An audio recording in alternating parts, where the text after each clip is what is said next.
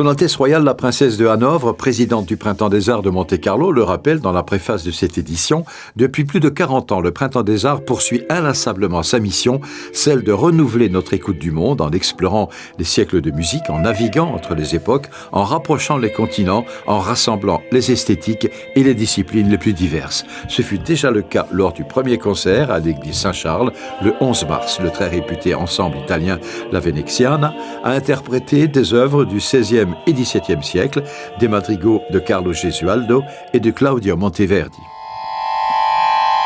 Autre invité de ce concert, le duo d'accordéon Xamp, Fanny Vincenz et Jean-Étienne Sotti.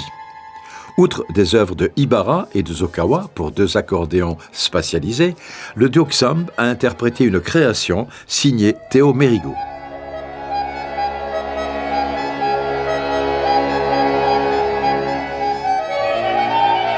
Il y a un vrai répertoire pour l'accordéon aujourd'hui?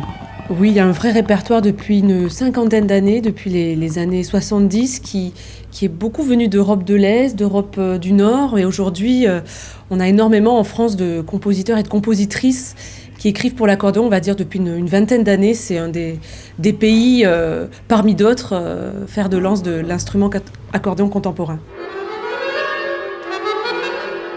Comment s'est passée cette création avec Théo Mérigot? Il avait écrit un concerto pour notre duo, donc un double concerto, qui s'appelait le Xamp Concerto. On lui a proposé de tirer des parties d'accordéon ou des parties d'orchestre aussi, et d'en écrire un duo qui s'appelle Xamp Variation. Voilà, c'est ce que vous jouez ce soir. Tout à fait, en première mondiale. Donc le concerto, c'était il y a 2 ans avec l'Orchestre Philharmonique de Radio France. Et on est très heureux de continuer à faire vivre cette œuvre sous une autre forme, un peu plus intimiste, mais qui reprend quand même toute la virtuosité de l'œuvre d'origine. Prochaine création au Printemps des Arts le 12 mars, un concerto pour piano de Marc Monet. Et à ne pas manquer, le 13 mars au Musée Sonographique, la grande battelle entre un ténor et un contre-ténor sur des airs de Vivaldi.